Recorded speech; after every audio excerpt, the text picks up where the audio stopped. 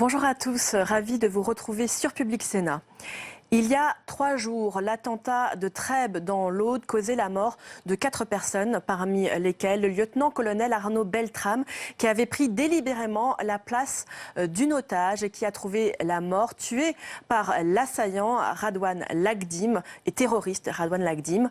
Alors, 3 jours plus tard, on sait déjà qu'un hommage national sera rendu et l'enquête se concentre sur la question des contacts et des complicités du terroriste, alors que l'on sait que sa compagne était elle aussi fichée S. C'est dans ce contexte que je vous propose de revenir à un colloque qui s'est tenu ce samedi au Sénat et qui portait notamment sur la question du terrorisme en France et sur la question du financement à l'initiative de la sénatrice centriste Nathalie Goulet. Nathalie Goulet est l'une des spécialistes du terrorisme au Sénat.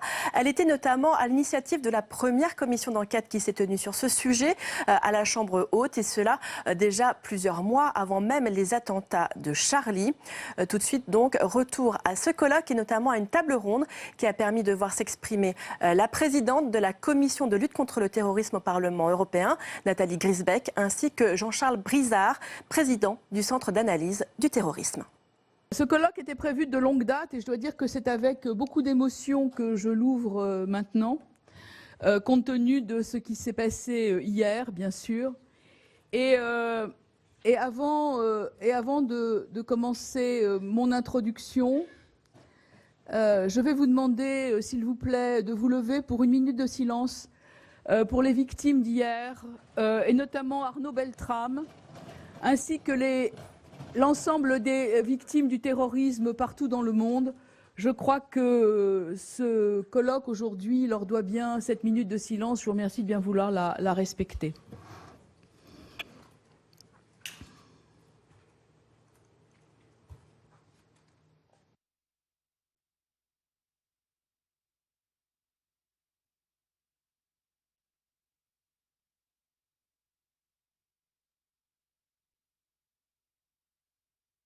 Je vous remercie.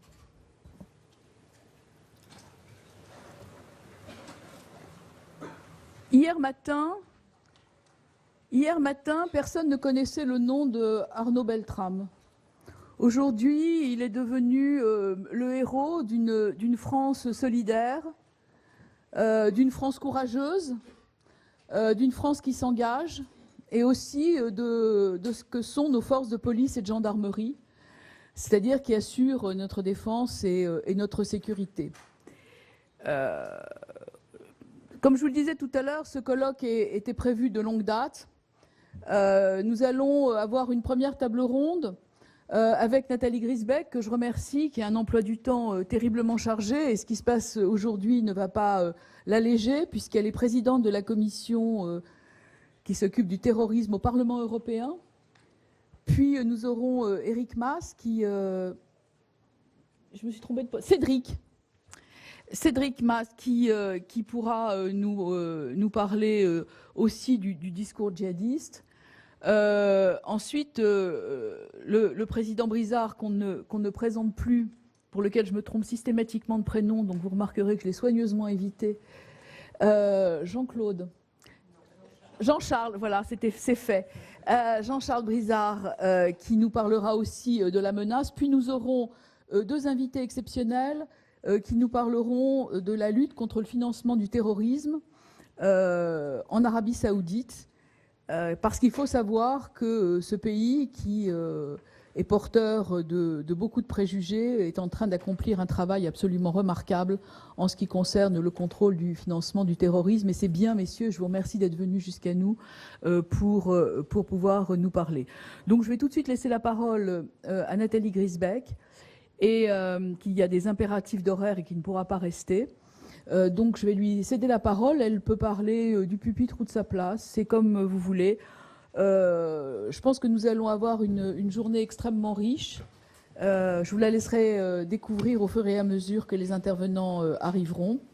Et j'espère que tout ça vous intéressera et que vous pourrez assister à ce colloque dans des conditions de respect mutuel. Vous pouvez être d'accord, vous pouvez être en désaccord, vous pouvez aussi apporter la contradiction. Il y aura évidemment un temps de parole avec la salle au fur et à mesure que nous avancerons dans nos travaux. Voilà, bon colloque et à tout de suite puisque je vais rejoindre le panel. Merci beaucoup. Bonjour à tous. Merci tout spécial à Nathalie Goulet d'avoir organisé cette rencontre dans un lieu prestigieux pour notre pays, pour les institutions, dans le cadre de la France, mais aussi dans le cadre européen. Merci de leur présence à tous les invités et les intervenants qui viennent de pays tiers, de pays donc avec lesquels nous coopérons.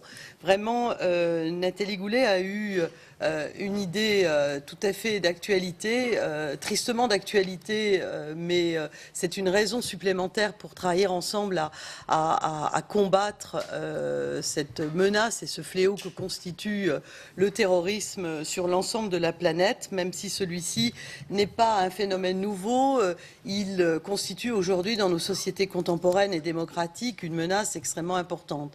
Je la remercie avec nous tous évidemment d'avoir rappelé la mémoire d'Arnaud Beltrame, donc décédé cette nuit des suites de cet attentat barbare dont notre pays a été l'objet. Et ce matin, c'était très frappant de voir dans tous les médias du monde entier la confrontation de deux visages. Un visage qui était celui de la haine, d'un visage de l'abjection, confronté à côté, sur les mêmes newspapers, du visage de l'héroïsme aujourd'hui, évidemment, d'un héroïsme authentique, et en même temps de visage de fraternité, de solidarité, puisque Arnaud Beltrame, comme chacun le sait aujourd'hui et partout dans le monde, a proposé, a négocié en fait d'échanger la place d'une femme dans ce supermarché avec la sienne, et qu'il y a donc perdu la vie. Et sans doute aussi peut-être permis d'en sauver d'autres en dehors de la vie de cette femme contre laquelle il a été échangé dans la négociation avec ce terroriste et cet individu qui est un assassin. La menace aujourd'hui, et je remercie donc Nathalie d'avoir convié en fait des voix aussi pas seulement franco-françaises ou avec des pays tiers, mais d'avoir convié à cette tribune la voix de l'Union européenne. Tout simplement parce que la menace est non seulement aujourd'hui très réellement transnationale, elle est globale, elle est diffuse, elle est polymorphe et elle nous conforte dans le sentiment qui est partagé par nos concitoyens, que nous vivons dans un monde extrêmement complexe, bien sûr, mais dans un monde aussi extrêmement dangereux et fragile, même si, évidemment, ce monde a des facettes extraordinaires. Il y a à la fois du merveilleux et de l'abjection totale. Donc cette menace globale, elle appelle de la part des États, des institutions et de la société tout entière une demande de sécurité organisée. J'en veux pour preuve les différents sondages d'opinion qui se sont succédés ces derniers mois et qui, pour notre pays, la France, a amené à mettre en première position, alors que ça n'était pas le cas depuis plus d'une décennie, à mettre en première position de la part de nos concitoyens une demande de sécurité renforcée, évidemment par rapport au terrorisme. L'action doit être nécessairement conjuguée. Je veux, avant d'entrer un tout petit peu dans les détails et sans doute ouvrir après les interventions des collègues, souligner que tous les jours, les services de renseignement, à la fois dans notre pays, mais avec les pays amis, les pays membres aussi de l'Union européenne, mais aussi avec des pays tiers, tous les jours, les services de renseignement aboutissent à remonter des filières, à déjouer des tentatives donc d'attentats, à donc diminuer dans un certain nombre de cas, le caractère très important et très grave de la menace. Je veux le repréciser, c'est très important de le faire dans un lieu comme celui-ci, qui représente une parole publique. Mais en même temps, cette menace, l'exemple dramatique et tragique qui a affecté notre pays hier, est une menace qui n'est plus seulement, ou qui n'est pas seulement exogène, mais qui est très fortement endogène et qui pose toute une série, évidemment, de questions supplémentaires, de questions très subtiles, puisque en étant endogène, évidemment, elle s'organise dans le tissu de la société, dans les villes, dans les quartiers, pas seulement dans les capitales, mais dans tous les endroits donc, qui sont fréquentés, qui sont des endroits publics et ordinaires pour nos concitoyens.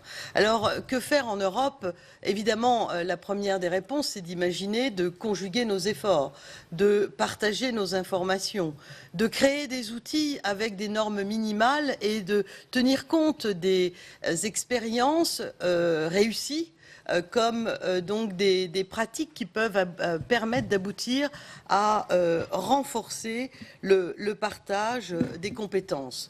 Alors, dans ce débat, sans entrer trop longuement sur le sujet, la compétence de sécurité appartient donc aux fonctions régaliennes des États membres, mais le traité de l'Union européenne prévoit que dans l'espace de sécurité, de liberté et de justice, qui est celui dans lequel se meuvent le demi-milliard de citoyens que nous sommes, il y a donc des compétences partagées entre les États membres et le niveau européen.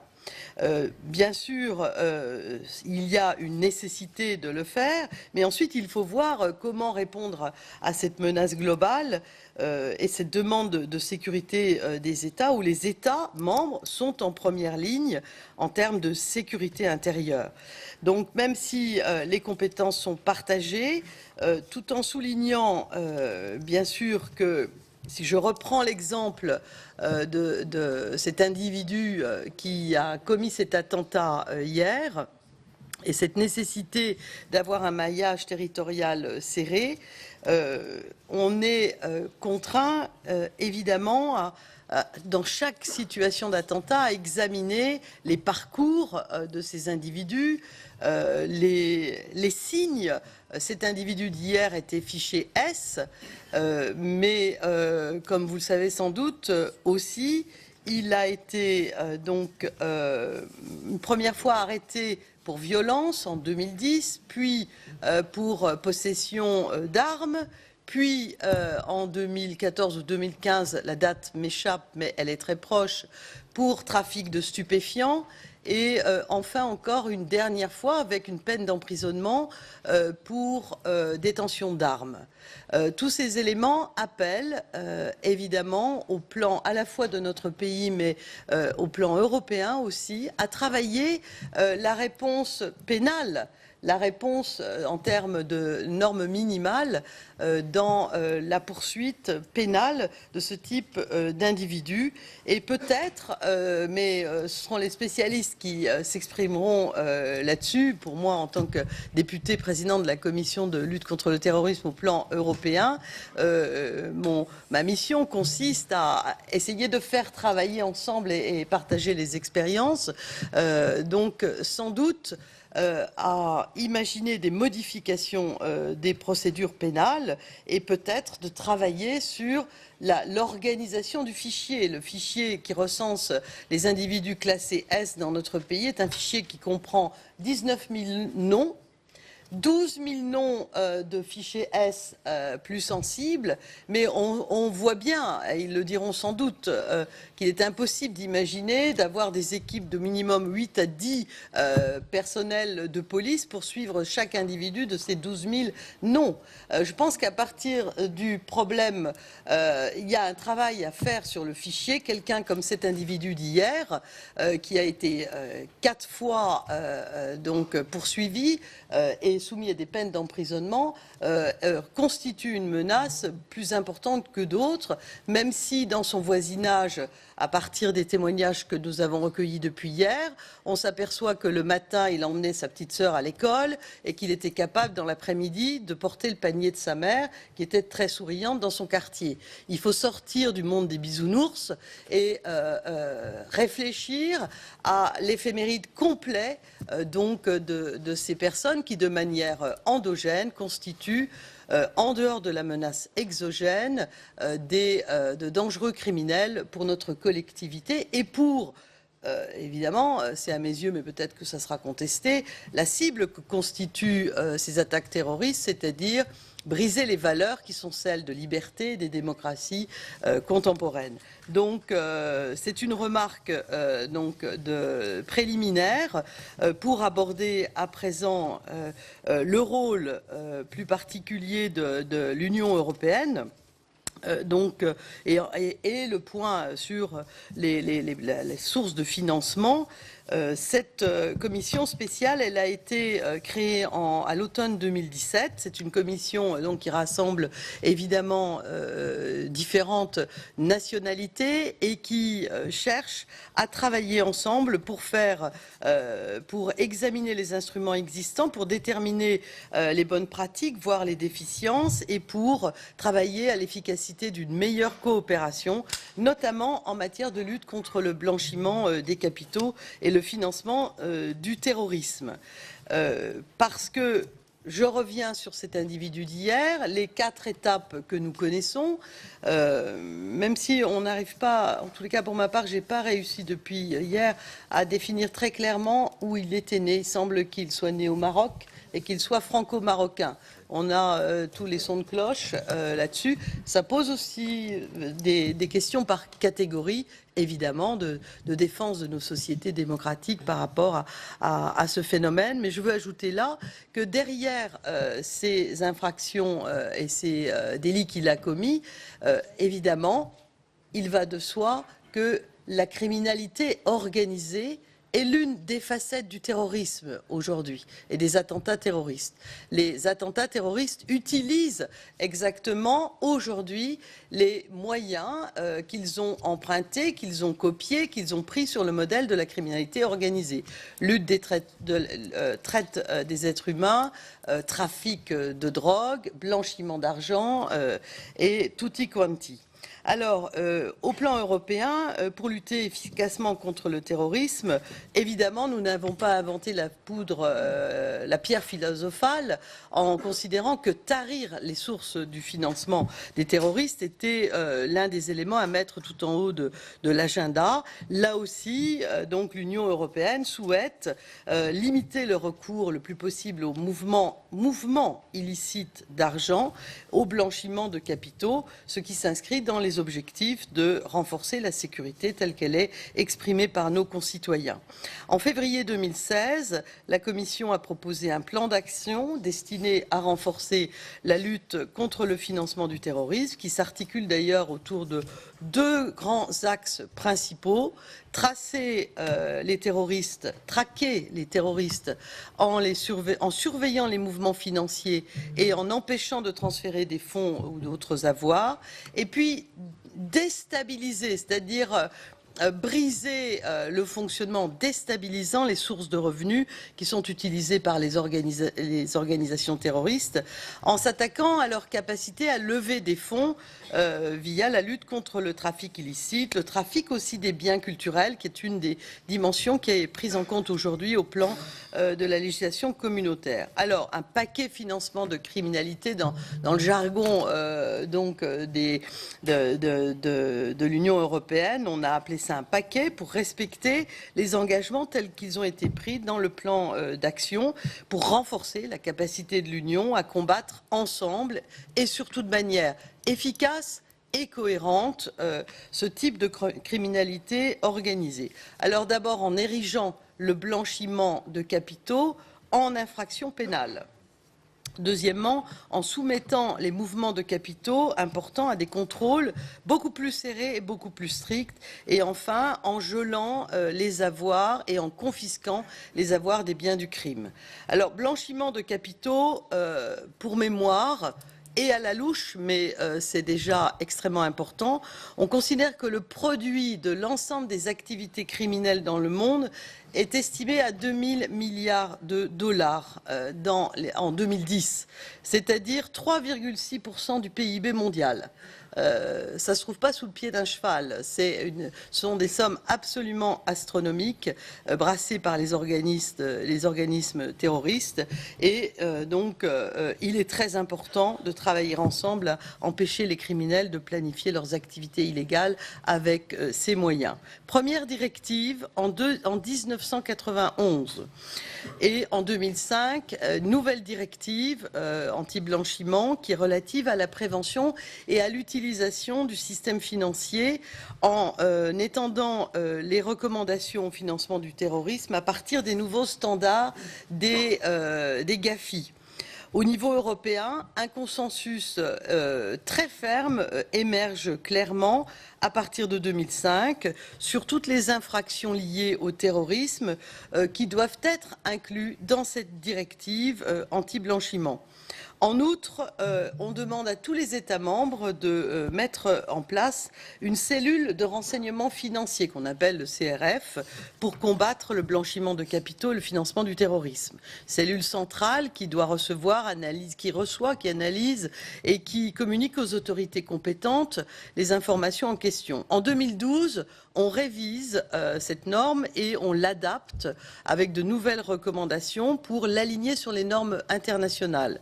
L'Union engage là aussi ces adaptations à travers la 4e directive anti-blanchiment adoptée en mai 2015 avec une date de transposition qui a été close en juin 2017.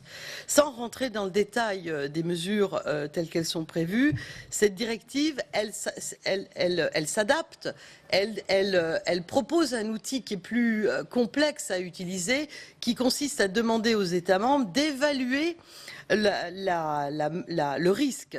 Et elle oblige les États membres, elle ne les invite pas, elle les oblige à procéder à cette évaluation au niveau national. Et en même temps, elle rappelle la coopération, cette fois entre les cellules de renseignement financier, entre les différents États membres. D'une manière générale, elle renforce la transparence, notamment via l'obligation des sociétés de détenir des informations sur leurs bénéficiaires effectifs, donc l'identité des personnes, les États devant créer des registres centraux qui contiennent ces informations relatives aux bénéficiaires. Donc toujours l'objectif recherché à travers cette adaptation de disposition d'un outil de plus en plus subtil, c'est de réussir à trouver l'identité des personnes pour pouvoir mettre les actions au plan pénal en route à leur encontre.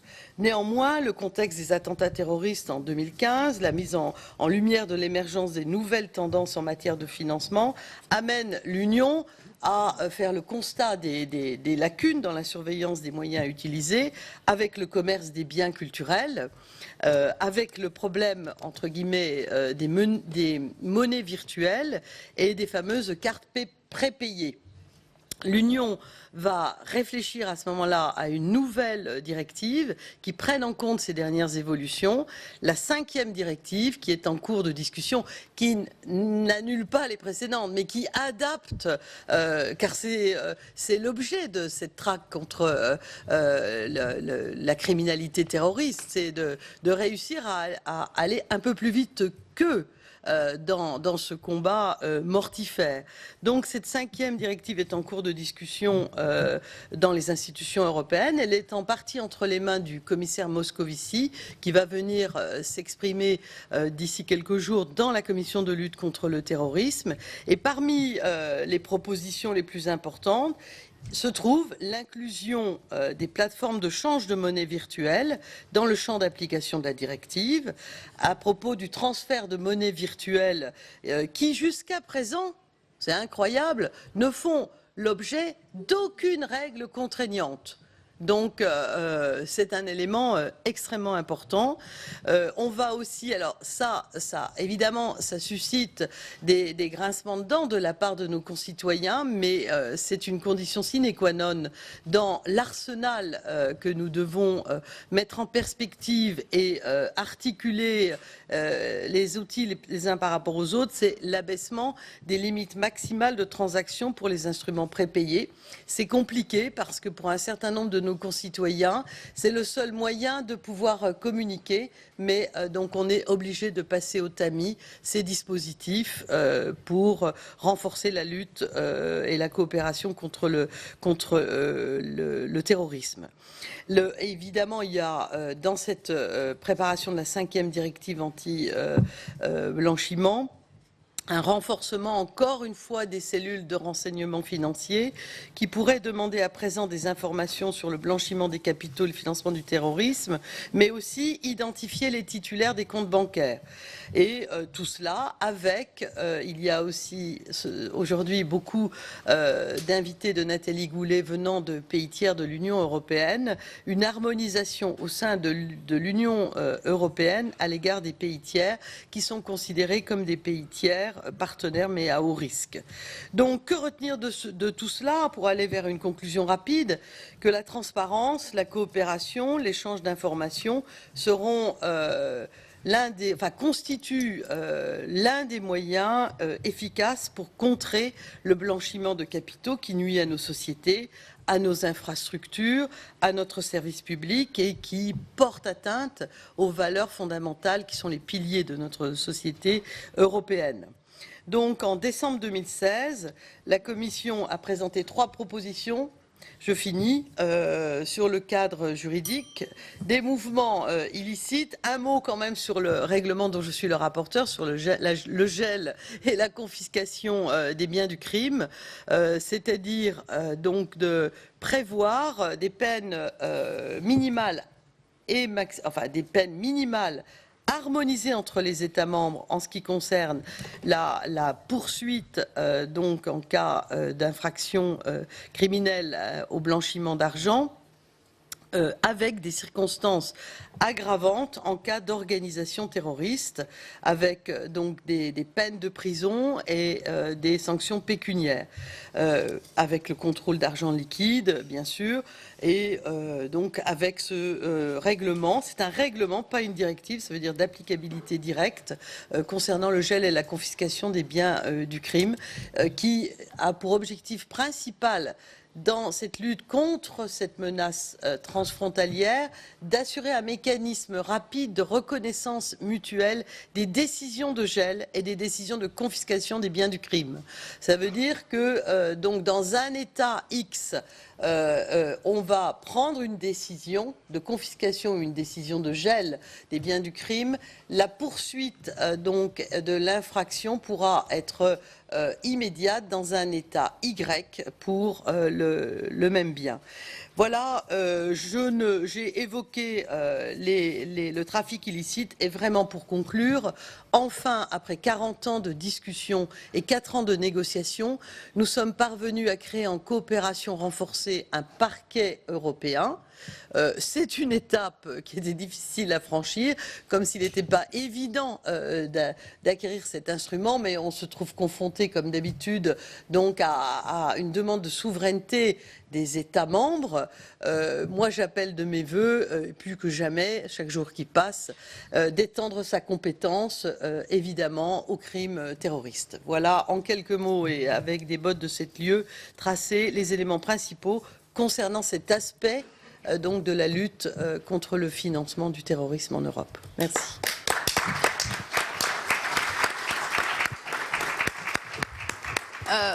Merci Nathalie Griesbeck d'avoir fait si court, c'est tellement compliqué. On passe aussi sur la diminution, voire la fin des billets de 500 € qu'on appelle le Ben Laden, qui a aussi créé beaucoup d'émoi. Et puis, il faut bien se rendre compte que les progrès les plus importants que nous avons fait en matière de lutte contre la fraude et l'évasion fiscale, c'est parce qu'on a pu y adosser la question du terrorisme, car les méthodes, les moyens et les circuits sont les mêmes pour le terrorisme et pour la délinquance financière. C'est exactement les mêmes. D'autant qu'on a en plus à faire face à ce qu'on appelle le terrorisme low cost. Vous imaginez que le terroriste d'hier n'a pas dépensé beaucoup d'argent. On n'est pas du tout dans la magnitude du World Trade Center. Le Bataclan, c'est 8 000 €. Charlie, c'est 5 000 €. C'est pas beaucoup d'argent. C'est pas beaucoup d'argent. Donc, malheureusement, une grande partie de la population va se retrouver pénalisée parce qu'on doit surveiller une poignée de délinquants. On a besoin aujourd'hui de plus d'Europe.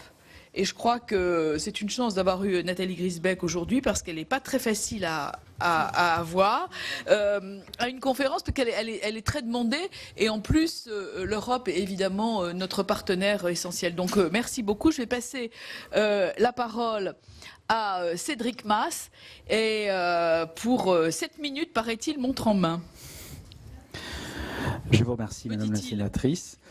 En effet, il y a des impératifs. Une intervention importante doit survenir à 14h30, donc je vais essayer de tenir un timing. On prendra la suite. On pourra reprendre la suite éventuellement, bien évidemment. L'idée de mon intervention, c'est de parler de l'utilisation que font certains groupes djihadistes, dont l'État islamique, de la propagande comme moyen d'action opérationnelle et tactique, et donc de replacer dans le contexte cette propagande. L'idée essentielle étant que quand on analyse sur le temps long les évolutions sous-jacentes aux usages que font ces groupes de la propagande aujourd'hui, il sera peut-être plus facile de construire une contre-propagande, de construire des stratégies permettant de contrer ces effets qui sont aujourd'hui tangibles. Nous l'avons encore vu, malheureusement, ce matin, sous réserve des résultats de l'enquête. Alors, historiquement, la propagande de guerre, puisqu'une propagande, tout belligérant, tout groupe humain en guerre va utiliser la propagande, il y a 3 fonctions historiques de la propagande. D'abord, soutenir le moral de ses combattants et de ses populations, altérer, atteindre le moral de la population et des combattants ennemis, et essayer d'enrôler, de convaincre de la légitimité de sa position et de sa lutte, les neutres ou les tiers qui observent le combat. Ces 3 fonctions de la propagande, on les connaît depuis l'Antiquité. Ce n'est pas pour ça que vous êtes venus cet après-midi.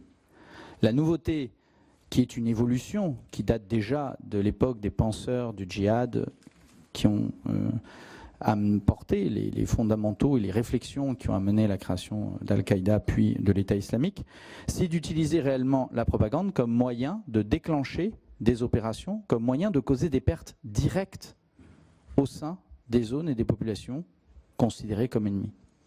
Et ça, c'est vraiment un aspect nouveau. Quand les bombardiers alliés ou allemands distribuent des tracts, lâchent des tracts au milieu de bombes dans les zones qui sont bombardées, ils n'attendent pas à ce que des citoyens britanniques pour les Allemands ou allemands pour les Alliés se mettent à attaquer les forces ennemies. Ce n'est pas le cas. Donc il y a une vraie mutation de l'utilisation de la propagande qui doit nous poser question.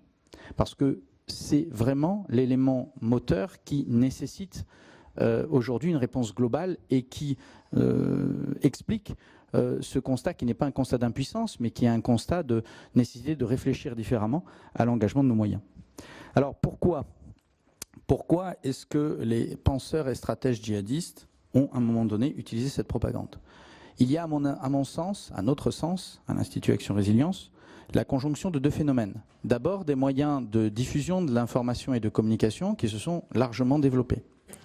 Mais il y a aussi une réflexion stratégique qui est de la propagande est ainsi un moyen de porter le combat dans des terres considérées comme ennemies pour globaliser la lutte, diviser les forces, éloigner les forts des sanctuaires territoriaux, offrir un soulagement, entre guillemets, moral aux populations et à ses propres combattants et sympathisants. Comment cela a-t-il pu être fait? D'abord, l'usage des nouveaux moyens, y compris les plus modernes, de communication, pour porter cette propagande et la rendre effective. Mais également, la conception de la propagande a été différente, puisqu'il s'agit désormais d'un discours qui est à la fois nécessaire pour enrôler les personnes, mais également leur donner des instructions, y compris des modes opératoires.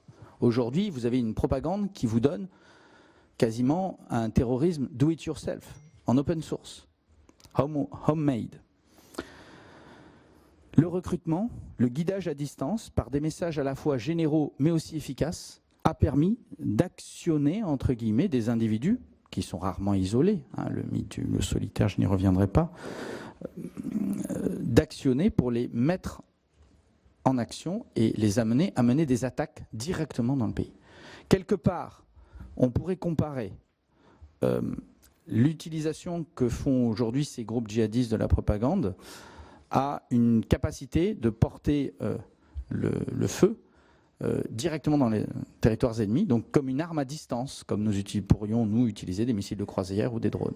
C'est l'équivalent, c'est une réponse à la hauteur de leurs moyens et de leur réflexion. Enfin, cela permet, au-delà de l'enrôlement dans la lutte de groupes extérieurs, d'enrôler réellement les individus. Et là, il y a un changement de spectre.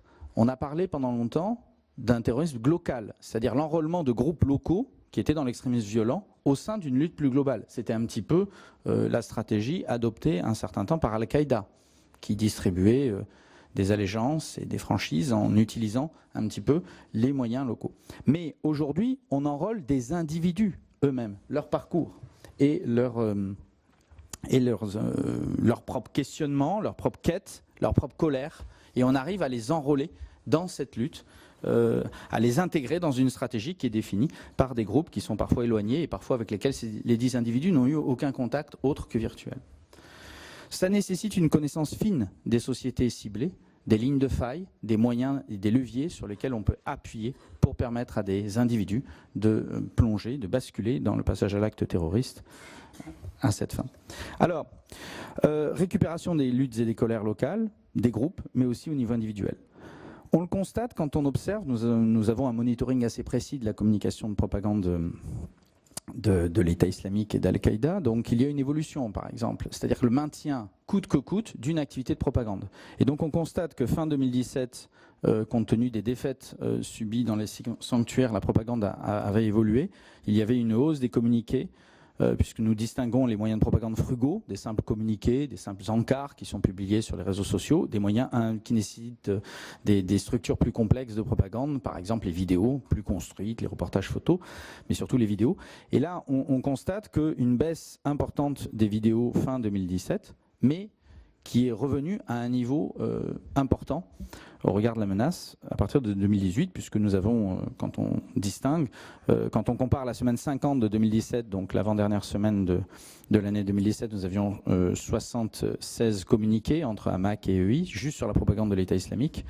La semaine 8 de 2018, nous sommes à 45, donc moitié moins de communiqués, mais on a 3 fois plus de vidéos, puisque nous avions 2 vidéos seulement la dernière semaine. La semaine 50, pardon, sur la même semaine. Et en semaine 8, nous en sommes à 8 vidéos, outre une augmentation des reportages. Alors, cet élément montre que le risque demeure le même. Que faire face à cette utilisation nouvelle de la propagande comme moyen d'action tactique et opérationnelle? À notre sens, il y a 2 niveaux de lutte. Le premier niveau, qui est le plus évident, le plus simple, mais qui ne sera pas suffisant en lui-même, c'est la lutte technique. Bloquer les moyens de diffusion de ces vidéos, de ces moyens de propagande, renforcer les moyens d'interception et de surveillance.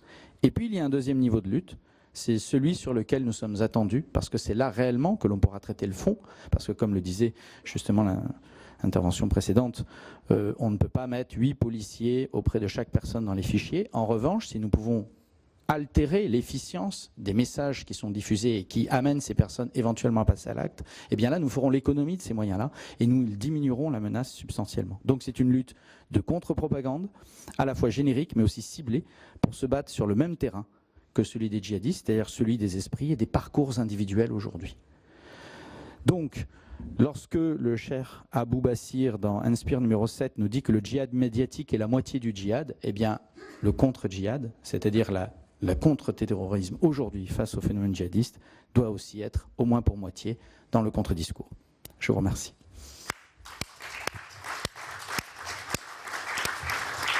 Alors, 2 félicitations, une pour le fond et une pour le temps.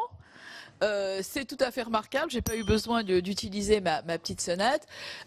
En ce qui concerne quand même, ce sera intéressant tout à l'heure quand on aura l'explication d'Etidal, notamment, qui est ce centre saoudien et la façon dont ils étudient les messages de haine. Et je pense que vous allez trouver là un complément de votre activité, évidemment avec des moyens et des techniques que nous n'avons pas et que eux ont. Et pour avoir visité le centre, et je vous encourage à le faire, c'est quand même extrêmement impressionnant.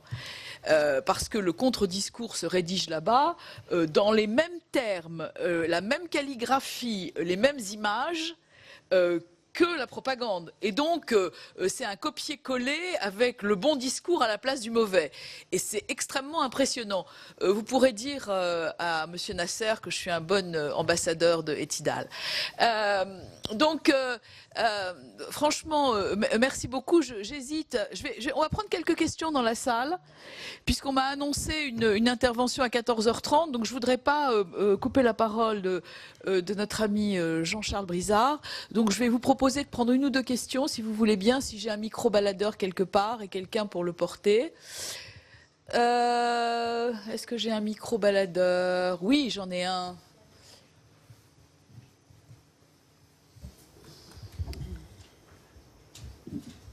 Très bien. Faut l'activer? Oui, je fais ça marche. Ah, mais c'est vous qui faites la jeune fille de la maison, mais c'est formidable. On fait de l'artisanat sénatorial aujourd'hui, ça continue. Est-ce que quelqu'un a une question à poser sur le financement? C'est quand même intéressant, monsieur, je vous en prie. On va essayer de vous traduire. Alors, si c'est l'anglais, on peut dire. Si c'est arabe, il faudra demander. Salam alaikum. Je suis Mohamed El Arab, journaliste égyptien.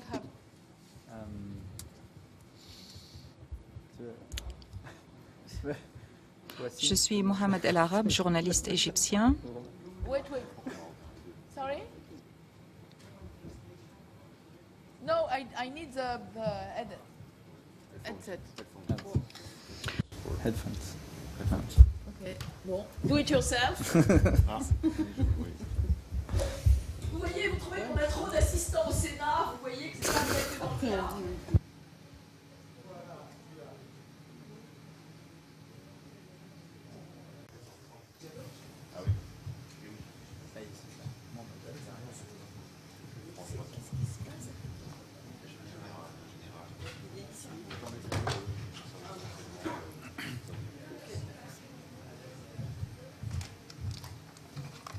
Ouais, ça y est, les autres arrivent. Please do.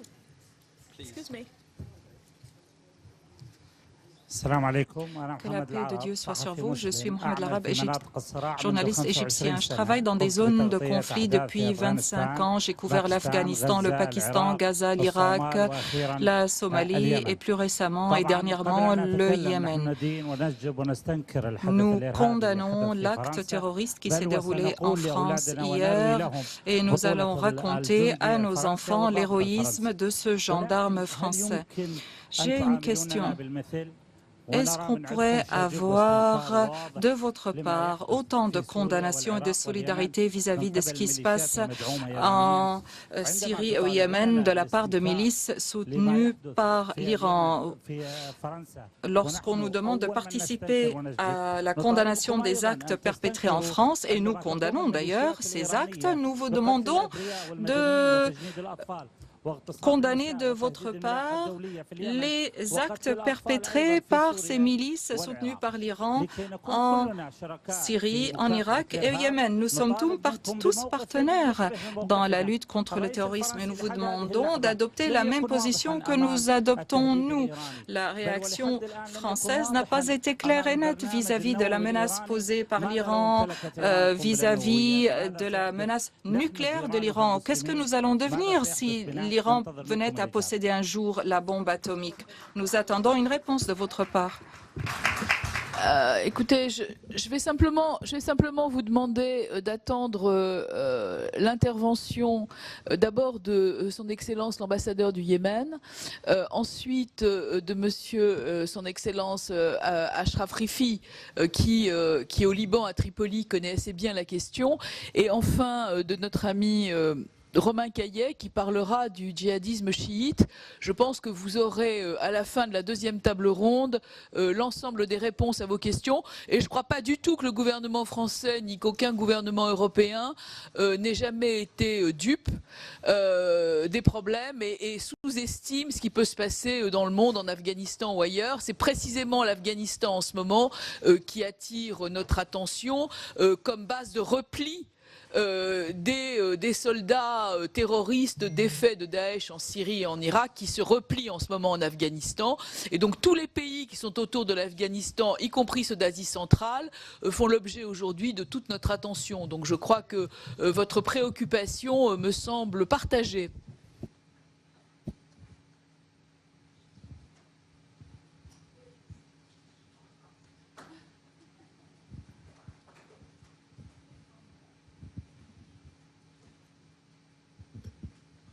Merci beaucoup. Je suis M. Traoré de l'ambassade du Mali. Je voudrais vraiment vous remercier d'avoir organisé ce colloque sur une thématique d'actualité. On a commencé par une minute de silence, comme quoi les événements de tous les jours nous rattrapent. Alors, je voudrais aussi remercier les deux panélistes pour cette présentation. J'ai bien compris que c'est une approche globale de la lutte contre le terrorisme qu'il faut avoir. J'ai sincèrement beaucoup aimé l'approche de notre deuxième présentateur par rapport à la déconstruction de la propagande terroriste. Je crois que c'est essentiellement important. Il faudrait qu'on mette l'accent sur ça. Nous, au niveau du Mali, on parle d'une riposte idéologique. En fait, je comprends que si vous avez rappelé que pour certaines actions, il ne sait pas beaucoup d'argent qu'on met dans ces choses. Alors si on continue à attirer un certain nombre de jeunes, c'est parce que j'estime que jusqu'à présent, les messages, la portée idéologique du combat de ce qu'on appelle le djihad, que les spécialistes peut-être qui sont dans la salle ici nous disent que ce n'est pas du djihad. Donc je crois qu'essentiellement, il faut être en mesure de déconstruire cette idéologie-là qui est en train d'être portée au nom d'une religion, au nom de l'islam. Et les spécialistes nous disent que ce n'est pas ça. Et donc, il faudrait qu'on puisse trouver le moyen d'amener les gens à ne pas adhérer à cette idéologie. En fait, j'ai comme l'impression que tant qu'on continue à ne pas être en mesure de déconstruire le combat dans la tête de ces jeunes, malheureusement, on continuera à payer vraiment un lourd tribut. Vraiment, je suis entièrement d'accord avec cette approche-là. Et vous avez dit que ce serait très difficile pour les États. Je ne comprends pas pourquoi, au niveau des États, nous ne puissions pas être en mesure d'avoir une réglementation qui bloque ces messages de haine qui sont en train d'envahir les réseaux sociaux. Qu'est-ce qui est la difficulté majeure pour ne pas être en mesure? Je suis d'accord qu'il faut porter la riposte, mais pourquoi on ne parvient pas à bloquer ces réseaux de haine, ces messages destructeurs? Merci beaucoup.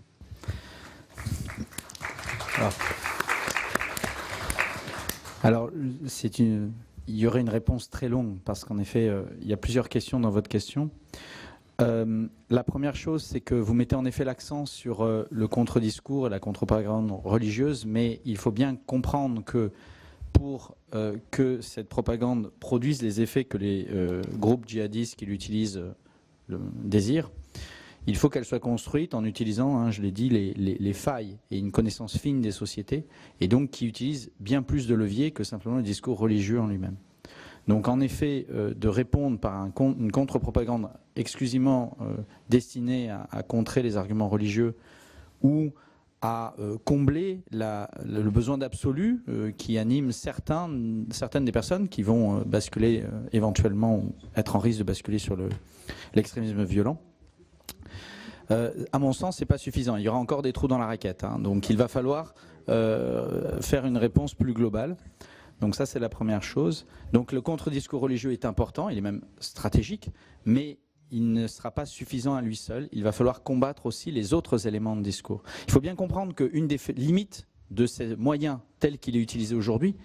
Si vous voulez, si la propagande de l'État islamique insiste autant sur les loups solitaires, c'est pas parce que ça existe, c'est parce que c'est vraiment ce qu'ils souhaitent créer. Or, ils n'y arrivent pas.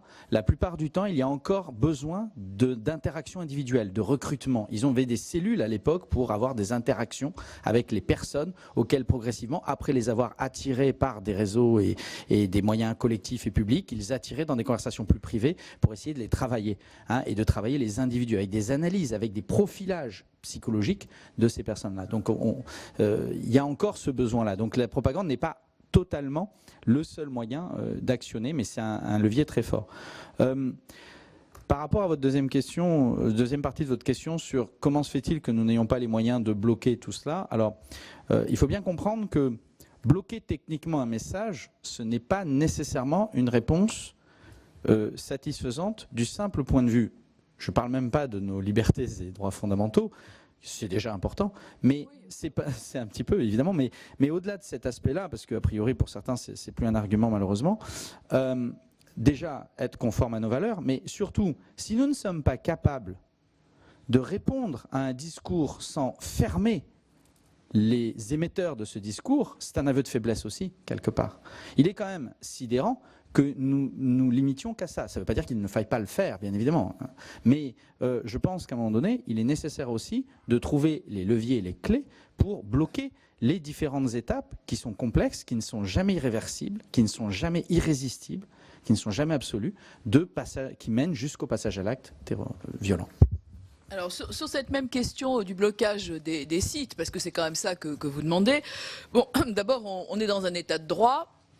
Et dans cette maison, permettez-moi de vous dire qu'on y fait quand même si on va bientôt plus pouvoir amender et pas pouvoir beaucoup discuter, on a quand même quelques obligations, on a quand même une CNIL, une commission informatique et liberté, et vous avez surtout un léger problème que je vais vous soumettre immédiatement, c'est que techniquement les choses sont extrêmement compliquées et que vous allez regarder la dernière table ronde, et je vais encore vous parler des TIDAL, et la façon dont on peut suivre les messages et les retirer plutôt que de bloquer les sites, parce que vous savez très bien qu'aujourd'hui, si vous bloquez un site à 9h du matin, à 9h05, le message passera ailleurs. Je veux dire, couper Internet, c'est simplement arrêter le vent. C'est quelque chose que vous ne pouvez pas faire. C'est contre-productif, et en plus, et d'ailleurs le Conseil constitutionnel a plusieurs fois répondu aux législateurs qui voulaient avoir des mesures extrêmement sévères. Alors il y a un discours de lutte contre le discours de haine sur Internet, et il y a des mesures qui sont prises. Madame Domenac nous expliquera tout à l'heure au niveau du comité interministériel de prévention de la délinquance et de la radicalisation le travail qui est fait. Et puis Edaya, que vous entendrez aussi tout à l'heure, qui est un centre basé aux Émirats, construit aussi ce type de programme. Nous y travaillons tous, l'Union européenne aussi, mais l'État islamique a beau avoir perdu sur le terrain, elle n'a pas perdu encore, l'État islamique n'a pas perdu au niveau de l'idéologie. Donc je crois qu'on a un très très gros travail à faire, et franchement, tout le monde est concerné. Aujourd'hui, vous ne pouvez pas, dans un état de droit, considérer qu'il faille bloquer les sites. Je veux dire, ça ne fonctionne pas comme ça. Mais en revanche, il y a un travail de prévention à faire, et je pense qu'on nous expliquera que le récent plan qui a été annoncé prend en compte de façon magistrale et majeure cette question de la prévention qui jusqu'à maintenant n'avait pas été au cœur des dispositifs pour une raison très simple, c'est qu'on était dans l'action. C'est-à-dire qu'une fois que vous êtes confronté à Charlie, une fois que vous êtes confronté à l'hypercachère, une fois que vous êtes confronté au Bataclan, une fois que vous êtes confronté à Nice et à toutes les horreurs qui se sont passées sur notre territoire et ailleurs dans le monde, vous êtes d'abord en termes de répression et en termes de législation criminelle. Parce que notre arsenal juridique n'était absolument pas à la hauteur des enjeux de sécurité. Et notre arsenal de sécurité n'était pas non plus à la hauteur. Et moi, j'attends avec impatience que nos amis européens contribuent financièrement à nos efforts en matière d'opérations extérieures. Parce que vous qui êtes au Mali, vous savez très bien le rôle de la France au Sahel. Et il serait un peu temps, ma chère Nathalie, que nos collègues européens, il y en a quelques-uns dans la salle, contribuent un petit peu à nos efforts financiers, budgétaires et militaires au Sahel, parce qu'on est quand même très seul. Bon, or, le rôle de la France dans les opérations extérieures, c'est pas seulement pour le Sahel, c'est pour l'ensemble de l'Europe, et je dois dire l'ensemble du monde aussi. Et les zones de turbulence, j'ai vu qu'il venait d'y avoir un attentat en Égypte, les zones de turbulence sont multiples. Et donc, il faut plus d'Europe, plus de méthodes, plus de moyens. Et je pense que chacun des acteurs aujourd'hui ici et ceux qui sont dans la salle y contribuent. Donc le 9 juin, on parlera au même endroit de l'Afrique de l'Ouest. Donc soyez le bienvenu. Est-ce qu'il y a d'autres questions? Alors, on nous a informé que le type qui a effectué la tuerie d'hier avait un fichier S qu'on lui a enlevé il y a juste quelques mois. Je me demande vraiment comment on enlève un fichier S, un type qui a juste 25 ans, et je ne sais pas comment on croit qu'il... Après le général. Voilà. Oui, bien sûr. Oui, alors sur cette question, donc l'individu faisait effectivement l'objet d'un signalement de la part d'un service de renseignement. À ce titre, il était fiché S. Depuis 2014.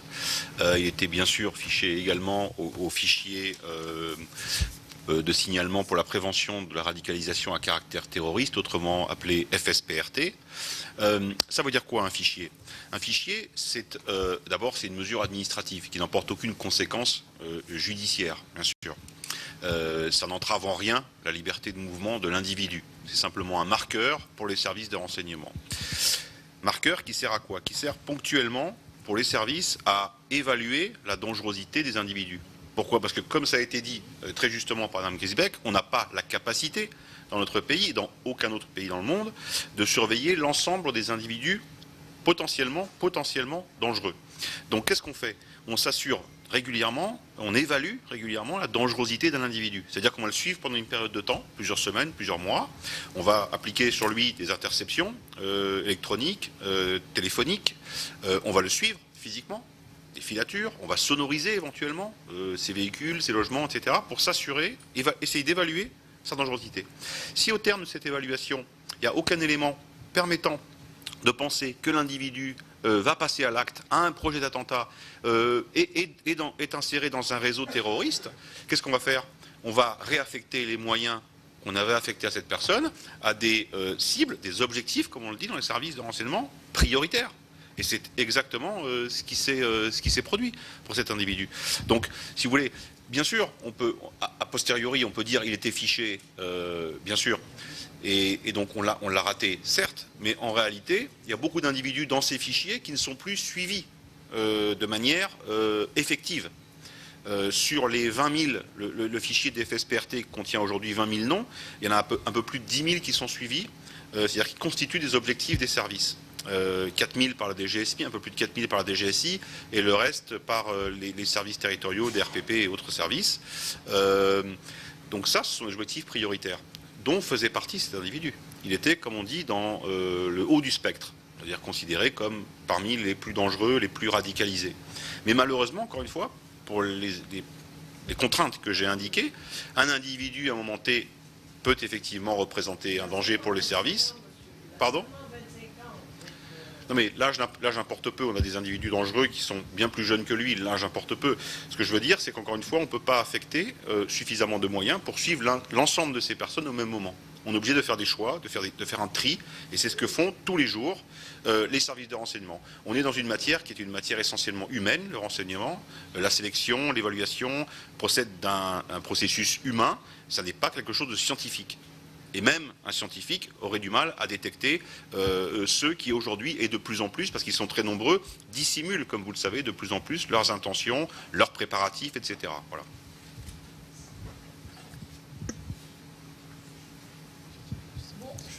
Voilà, je crois qu'on est juste dans les temps pour recevoir le général Assiri qui va venir nous expliquer, faire le point de la situation dans la région. Quel honneur!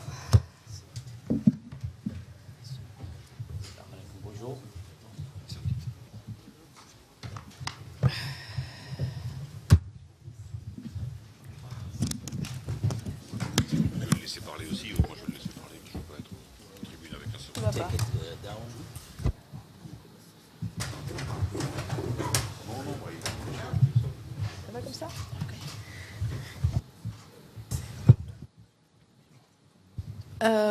Oui, mesdames, messieurs, j'ai le plaisir de finalement passer à une table suivante. Je ne sais pas si Nathalie Griesbeck aura le temps de rester un peu avec nous, mais je crois que c'est important. Nous allons parler de la situation maintenant au Moyen-Orient et surtout le général Assiri va nous parler de la situation globale dans la région. Je vais appeler monsieur l'ambassadeur du Yémen, Wassim Nars et Romain Caillet. Nous allons inverser la suite des tables. Attendez, on va arranger ça. Général, vous avez la parole. Et puis ensuite, nous parlerons du Liban et du Yémen, de la Syrie. Et nous allons essayer d'intégrer Jean-Charles Brizard dans ce dispositif. Donc, Général, vous avez la parole. Je sais que votre temps est précieux et qu'il est compté. Je vous en prie.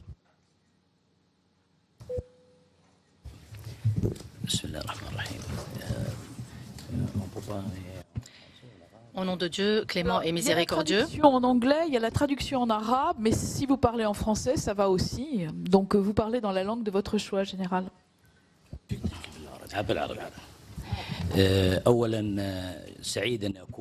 Merci, je suis très heureux d'être parmi vous avec cette honorable assemblée qui compte des intellectuels et des personnalités très importantes. Et je suis très heureux d'être au cœur de la démocratie française, donc au Sénat même, qui est une prestigieuse institution. Au nom du gouvernement et du peuple d'Arabie saoudite, je voudrais d'abord exprimer toute notre sympathie et nos condoléances au peuple français après l'attaque terroriste qui l'a frappé hier. Et aussi l'attaque terroriste qui a eu lieu aujourd'hui en Égypte. Nous voudrions donc exprimer notre sympathie et nos sincères condoléances aux deux peuples. Ceci est une transition naturelle vers notre sujet, le sujet dont nous traitons aujourd'hui, le terrorisme. Le Royaume d'Arabie saoudite, en 2004-2005, a connu les attaques terroristes, mais aussi récemment des attaques terroristes de Daesh, de Al-Qaïda et d'autres groupements terroristes. Et il y a un grand nombre d'États qui ont été victimes aussi de ces opérations terroristes. C'est pour cela que j'entrerai directement dans le vif du sujet, la situation au Proche-Orient et le rôle de l'Arabie saoudite dans le règlement de ces problèmes, en tête desquels figure le terrorisme. Si nous regardons la carte à l'écran, nous constatons d'abord que la région souffre d'instabilité. Pourquoi? Parce qu'il est impossible qu'une organisation terroriste ou qu'une organisation extrémiste naisse dans une situation stable. En effet, l'instabilité est un terreau fertile pour la naissance de groupements extrémistes et groupements terroristes tels que ceux que nous voyons très actifs au Moyen-Orient. Tous ces groupements, quel que soit leur nom, sont terroristes, sont des milices, des groupes, peu importe, et ils sont tous pareils, qu'ils aient pour nom Daesh ou Al-Qaïda. Les noms diffèrent, mais la méthode est la même. Dans la région, nous avons d'autres problèmes aussi, le problème de réfugiés et de crise humanitaire qui sont la résultante de l'instabilité et le résultat de naissance des groupements terroristes et des activités terroristes. Ces activités poussent la population à quitter ces villages et leurs régions et à devenir des réfugiés. Et cela pose un nouveau problème. L'instabilité est une question que je traiterai très vite. D'abord, Ce qui est sûr, c'est que la situation économique est la cause de cette instabilité dans notre région. Et la situation très, très grave dans notre région n'est pas celle que vous voyez dans vos médias aujourd'hui en Europe. Qu'est-ce qui se passe dans la région aujourd'hui et en Arabie Saoudite, qui fait partie de la région? Je vais parler des menaces et par la suite des défis. Nous avons des menaces exogènes et des menaces endogènes. Donc, nous avons d'abord des groupements terroristes, comme je l'ai dit. Nous avons des groupements terroristes qui ont réussi à contrôler certains États, et d'autres qui essayent, qui tentent, jusqu'au jour d'aujourd'hui, qui exercent donc des menaces contre notre population ou nos populations. Commençons par le Liban, pays frère. Là, nous constatons que le Hezbollah contrôle toutes les institutions de l'État au Liban. Et malheureusement, durant les dernières années, cette question a été négligée à tel point que le Hezbollah fait partie du paysage naturel du Liban. Et beaucoup parmi nos amis considèrent que le Hezbollah fait partie du Liban naturellement et qu'il a une aile militaire et une aile politique. À ce moment-là, nous disions à nos amis, traitez avec l'aile politique du Hezbollah. Mais le Hezbollah dit toujours qu'il est soldat dans l'armée de Wilayat al-Faqih. Regardons ensuite la Syrie, pays frère aussi. Là aussi, nous voyons une profusion de milices iraniennes, les Nojaba, Hezbollah et d'autres milices qui tuent tous les jours les fils et les filles du peuple syrien et qui causent l'instabilité en Syrie. Et le but de cela, c'est d'asseoir la Wilayat al-Faqih en Syrie. Nous arrivons à l'Irak à présent. L'Irak aussi a souffert des activités de Daesh, des forces de la mobilisation populaire, du Hezbollah et d'autres milices qui échappent au contrôle de l'État. Nous arrivons aussi toujours dans le sens de l'aiguille d'une montre, au Bahreïn. Le Bahreïn aussi souffre d'instabilité, souffre d'ingérence extérieure dans ses affaires internes. Nous arrivons à présent au Yémen. Au Yémen, nous assistons à de nouvelles tentatives d'imposer un nouveau modèle copié sur le Hezbollah, qui est la milice des Houthis, des Houthis, qui œuvrent comme le Hezbollah au Yémen pour arriver, en fin de compte, à imposer un état de fait, un fait accompli, et pour que le Yémen devienne un État régi par une milice qui a une allégeance à un État externe ou un État étranger. Nous arrivons maintenant au désert de Sinaï. Là aussi, nous voyons que l'Al-Qaïda est présente et aussi Daesh. Et il y a des opérations terroristes tous les jours. La Libye est devenue la scène terroriste de Boko Haram, de Daesh, de Al-Qaïda, de tous les groupements terroristes. Pourquoi? Parce que nous avons commencé un projet de changement, un programme de changement en Libye, mais nous nous sommes arrêtés au milieu de ce projet et nous n'avons pas pris en compte les intérêts du peuple libyen. Et aujourd'hui, le peuple libyen est en proie à tous ces groupes terroristes. En face de tout cela, nous avons un État qui est basé sur une idéologie, une stratégie qui est basée sur la Wilayat al-Faqih, qui a des visées expansionnistes et tous ces groupes sont liés au projet iranien. Le projet iranien qui a commencé au début des années 80 et dont ont souffert un grand nombre de pays, dont la France. Je parle du projet iranien, donc. Vous savez qu'il y a des journalistes français qui ont été kidnappés au Liban, les Marines, Georges Brahim Abdallah, Anis Nakash, Shapour Bakhtiar. Autant de noms, autant d'opérations que nous avons connues, que j'ai moi-même connues en France. Presque tous les jours, nous avions une nouvelle explosion, une nouvelle attaque. Et donc, ceux qui opéraient sur le terrain sont ceux-là même qui soutiennent le régime iranien. Ceux-là même qui ont commencé à détourner des avions, à organiser et exécuter des attentats contre la population, sont aujourd'hui les leaders de l'Iran. Et le peuple iranien qui subit cette injustice est régi et gouverné par la violence et par la force de l'arme. Et l'Iran et le régime iranien considèrent aujourd'hui que toute personne qui se convertit au chiisme devient un soldat dans l'armée de Wilayat al-Faqih.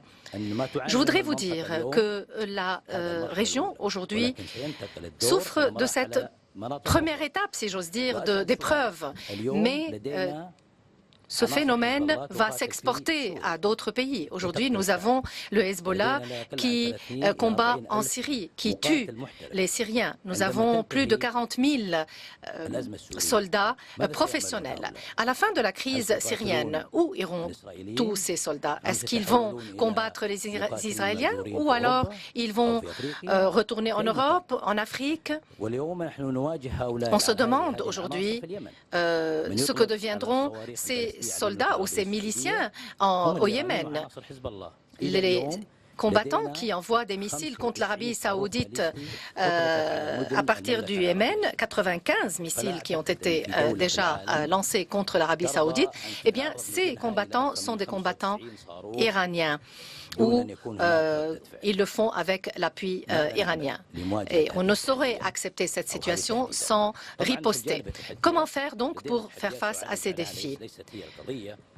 Je vais parler de plusieurs défis. D'abord, en Arabie saoudite, nous avons une vision qui se base sur différents axes, dont les plus importants: la lutte contre l'idéologie extrémiste.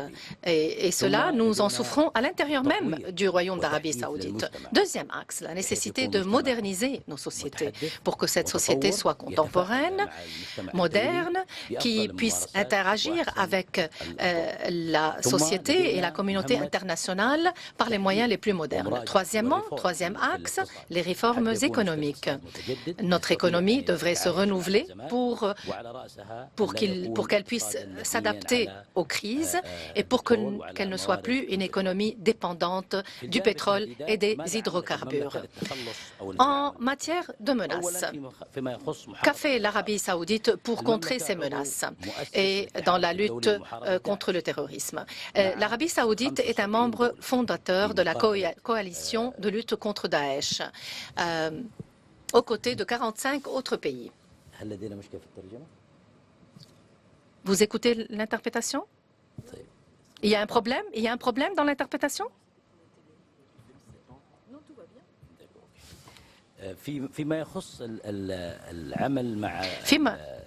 Concernant la coalition internationale de lutte contre le terrorisme, l'Arabie saoudite a eu un rôle pratique et financier aussi dans cette lutte. Aujourd'hui, nous avons atteint véritablement la défaite de Daesh. Nous avons pu obtenir la défaite de Daesh. Par la suite, nous avons créé la coalition islamique de 41 États pour lutter contre le terrorisme. Et là, nous apportons notre appui sur le plan de la communication, sur le plan de l'idéologie, sur le plan financier. Nous apportons donc notre appui à ces États pour qu'ils luttent contre Daesh. Cette coalition a commencé son travail et les prémices de cette coopération se manifestent par l'appui que nous avons apporté au groupe G5 Sahel, 300 millions d'euros en appui aux États qui traitent ou qui luttent contre Al-Qaïda et Boko Haram dans le Sahel. Au niveau de notre région, nous avons une coalition de 12 États qui œuvrent pour renforcer la légalité du gouvernement du Yémen et renforcer l'état de droit au Yémen. Nous œuvrons aussi avec le gouvernement irakien pour l'instauration de la stabilité en Irak, et cela par le biais du Conseil de coordination irako-saoudien et par le biais de la normalisation des relations, l'ouverture des frontières et aussi un don d'1,5 milliard pour la reconstruction de l'Irak. J'ajoute à cela 500 millions de dollars que nous avons apportés, dont on a fait un don aux Nations Unies pour aider les réfugiés qui ont fui Daesh de l'Irak. Dans notre vision, nous avons pour souci de préserver les pays souverains et indépendants. Quant aux États qui souffrent d'instabilité ou qui ont des problèmes, nous œuvrons pour la réinstauration de la stabilité. C'est ce que nous avons fait à Bahreïn, en Égypte, au Soudan et en Tunisie. Et nous avons œuvré donc pour soutenir ces États pour que ces États ne soient pas ou ne deviennent pas des États faillis. Et vous avez des preuves de cet appui que nous avons apporté à ces États. Nous œuvrons aussi sur le plan international avec la communauté internationale pour réinstaurer la stabilité dans les États qui l'ont perdu, le Yémen, la Libye ou le Sahel, pour donc réinstaurer la stabilité dans ces régions. Tous nos efforts ont un même et un seul objectif, réinstaurer la stabilité, respecter le droit international, coopérer avec les États sur la base de la souveraineté et le respect de la souveraineté de chaque État. Nous ne coopérons pas avec les groupements. Nous coopérons selon la Charte des Nations Unies, c'est-à-dire le respect de la souveraineté des États, la non-ingérence dans les affaires intérieures de chaque État et les relations d'État à État, les relations sur un pied d'égalité entre les États. Certains États traitent avec des groupements terroristes pour le trafic illicite de la drogue ou des armes. Quant au Yémen, le Yémen est une question très importante pour l'Arabie saoudite. 29 millions d'habitants, dont une grande partie vit en Arabie saoudite. Nous avons 1400 kilomètres de frontières communes et donc le Yémen fait partie de notre intérêt suprême en Arabie saoudite. Bab el-Mandab, qui est un détroit très important pour le commerce entre l'Occident et l'Orient, constitue 10% du commerce international et 30% du commerce maritime. Donc, il s'agit là aussi d'une région et d'un détroit très important pour la région et pour le monde entier. On ne saurait donc accepter que ce pays soit complètement contrôlé par une milice. On ne peut pas accepter la même mise d'une milice sur ce pays.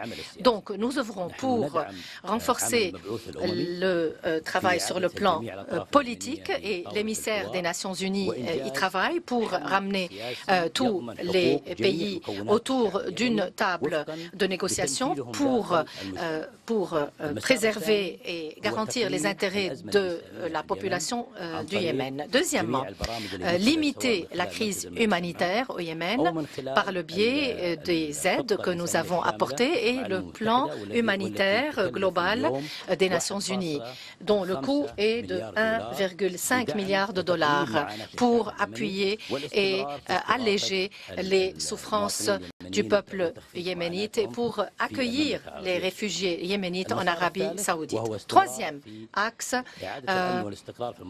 restaurer la sécurité et la stabilité dans les régions qui sont contrôlées par le gouvernement yéménite légitime et pousser les milices à accepter de s'asseoir autour de la table de négociation pour parvenir à la stabilité au Yémen. Ce qui est sûr, c'est que les pays de la région, dont l'Arabie saoudite, n'accepteraient pas la naissance d'un nouveau Hezbollah au Yémen. Quel qu'en soit le prix et quel que soit le temps dont nous aurons besoin pour réinstaurer la stabilité au Yémen. Ce pays, le Yémen, peuvent interagir avec la communauté internationale. Il y a un État yéménite qui existe toujours.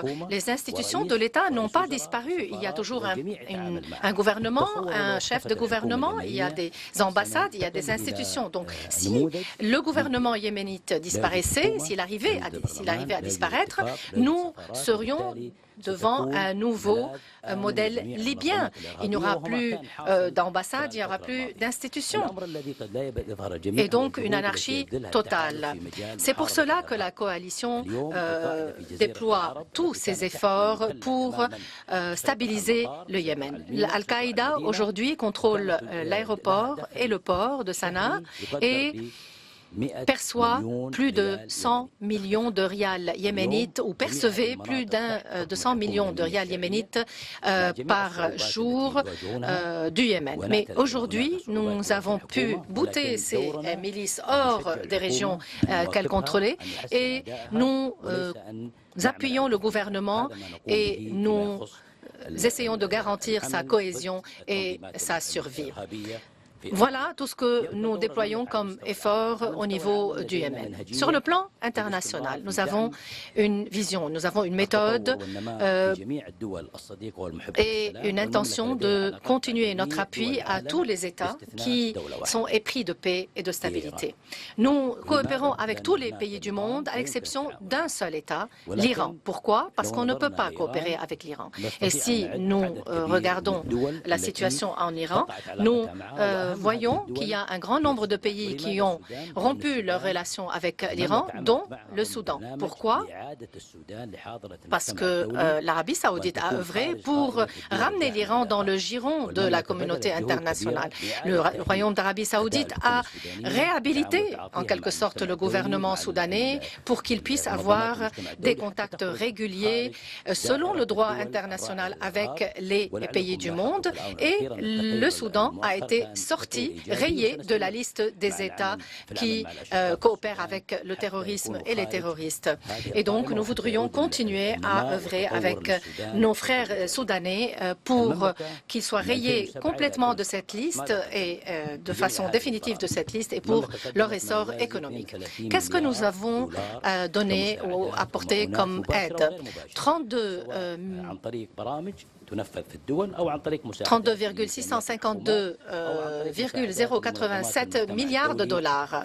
Et cela pour aider les Nations Unies et d'autres organisations. Nous avons 999 projets et nous avons des contributions directes qui sont versées au budget des États. Et j'insiste, des budgets des États et non pas les budgets des milices et des groupements terroristes. Donc nous traitons avec les États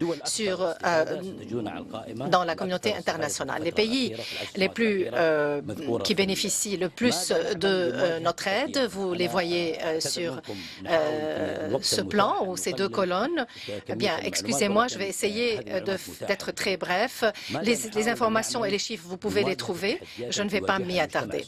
Que faisons-nous pour faire face aux défis pour la société saoudienne? Nous essayons d'insuffler de l'ambition chez notre peuple pour que notre peuple ne soit pas empêtré dans ces problèmes du moment et pour qu'il regarde l'avenir. Deuxièmement, redresser notre économie. Si notre économie est saine et forte, nous pouvons aider nos voisins, nous pouvons aider nos amis. Pourquoi? Parce que l'Arabie saoudite est gardienne des deux lieux saints. Et cette responsabilité nous oblige à réussir dans notre œuvre, dans la sécurisation de ces régions. Il faut sécuriser le pèlerinage, il faut sécuriser le déplacement et l'entrée de millions millions de fidèles vers les deux lieux saints. Et donc, si nous réussissons dans cela, nous nous serons acquittés de notre mission. Par ailleurs, il nous faut aussi renforcer notre économie, les services de santé, d'éducation, de transport, et donc renforcer tous les ministères dans ces domaines. Nous connaissons notre responsabilité dans ce domaine et nous l'assumons. Troisièmement, nous voudrions que notre société interagisse avec la communauté internationale de manière positive et que notre société puisse avoir aussi sa contribution, sa valeur ajoutée dans la culture du monde, dans les échanges culturels dans le monde. Et c'est là l'un de nos objectifs à l'avenir. Donc notre vision 2030 est une vision sincère et nous espérons qu'elle sera une vision qui se généralisera à tout le monde musulman. Voilà, j'étais très brève, j'ai essayé de me concentrer sur certains axes importants et je peux répondre à vos questions si vous en avez. Merci beaucoup de votre attention. Voilà pour cette table ronde qui s'est tenue ce samedi au Sénat et qui portait sur la question de la situation du terrorisme en France et sur le financement du terrorisme.